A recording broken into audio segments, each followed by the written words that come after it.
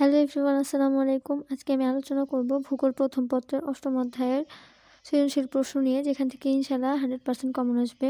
চলো শুরু করি। দেখো, এই প্রশ্নটা কিন্তু কুমিল্লা, সিলেট ও বরিশাল বোর্ডে 2019 সালে আসছিল। ক নম্বরে কি আসছে? সমুদ্র স্রোত কি? এরপর খ নম্বর প্রশ্ন দেখো, শৈলশিরার অবস্থান সমুদ্র স্রোতকে কিভাবে প্রভাবিত করে? অ্যান্সারটা দেখো, সাগর ও মহাসাগরের পানির নির্দিষ্ট ও নিয়মিত প্রবাহকে সমুদ্র স্রোত বলে। এই জ্ঞানমূলক এবং অনুধাবনমূলক প্রশ্নগুলো কিন্তু তোমরা ভালো মতো মুখস্থ করবা। তোমরা স্ক্রিনশট নিয়ে নিতে পারো চাইলে। এরপর গ নাম্বার প্রশ্ন দেখো, উদ্দীপকে ক্ষয়ে প্রদর্শিত জোয়ার ভাটার বৈশিষ্ট্য ব্যাখ্যা করো।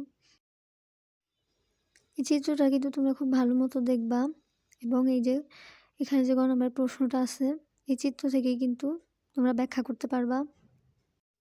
দেখো চিত্রে কী ছিল? জোয়ার ভাটার বৈশিষ্ট্যগতভাবে এটা কিন্তু মরা কটালকে ইঙ্গিত করে।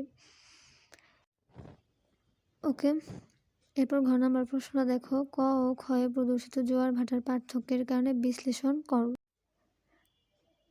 এখানে কিন্তু শুধুমাত্র পার্থক্য বিশ্লেষণ করতে বলছে। কিসের পার্থক্য বলছে?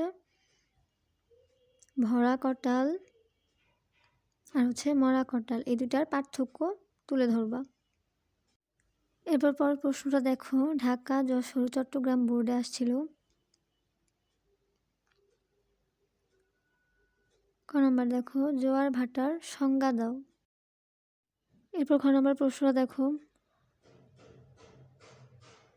গৌণ জোয়ার ভাটা সৃষ্টিতে কেন্দ্রাভিমুখী শক্তির প্রভাব ব্যাখ্যা করো। এরপর প্রশ্নটা আসছিল কিন্তু 2018 সালে এই বোর্ডগুলোতে। প্রথমে দেখো, পানিচক্র কি? এটা কিন্তু ভেরি ভেরি ইম্পর্টেন্ট একটা প্রশ্ন।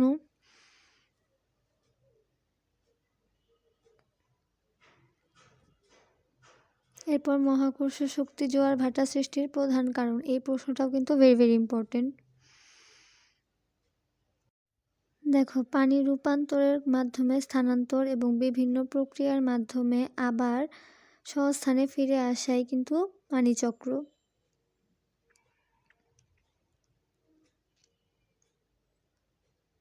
এরপর দেখো, জোয়ার ভাটা সৃষ্টিতে পৃথিবীর কেন্দ্রাতিক শক্তির ভূমিকা রাখলেও এর প্রধান কারণ মহাকর্ষ শক্তি। এরপর দেখো, উত্তর নিরক্ষীয় স্রোত, এই প্রশ্নটা কিন্তু তোমরা অবশ্যই পড়বা। এই কয়েকটা পড়লে কিন্তু হবে, মাত্র 3টা ধরন আছে, অবশ্যই পড়বা।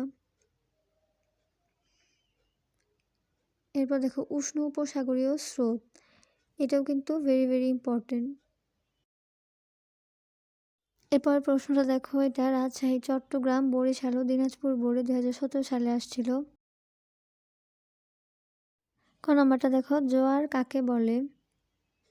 এটাও ভেরি ভেরি ইম্পর্টেন্ট। এরপর দেখো, বাংলাদেশের উপকূলীয় অঞ্চলে জোয়ার ভাটার প্রভাব ব্যাখ্যা করো। এই প্রশ্নটাও ভেরি ভেরি ইম্পর্টেন্ট। এরপর দেখো, উদ্দীপকের ক চিত্রে কোন ধরনের জোয়ার হয় ব্যাখ্যা করো। এই যে চিত্রটা আছে, এখানে কোন ধরনের জোয়ারের কথা বলা হয়েছে সেটাই ব্যাখ্যা করতে বলছে। দেখো, এটা ভরা জোয়ার সংঘটিত। এরপর দেখো, ক ও খ চিত্রের জোয়ারের তুলনামূলক বিশ্লেষণ করো। দুটার মধ্যে কিন্তু পার্থক্য বিশ্লেষণ করতে বলছে। তোমরা এই উত্তরগুলো কিন্তু স্ক্রিনশট নিয়ে নিতে পারো। পরের প্রশ্নটা দেখো, জোয়ারের বান কাকে বলে? বাংলাদেশের উপকূলে জোয়ার ভাটার প্রভাব ব্যাখ্যা করো। উদ্দীপকে চিত্রের ক এ প্রদর্শিত জোয়ার ভাটার ধরন, এই যে উদ্দীপকটা আছে এটা।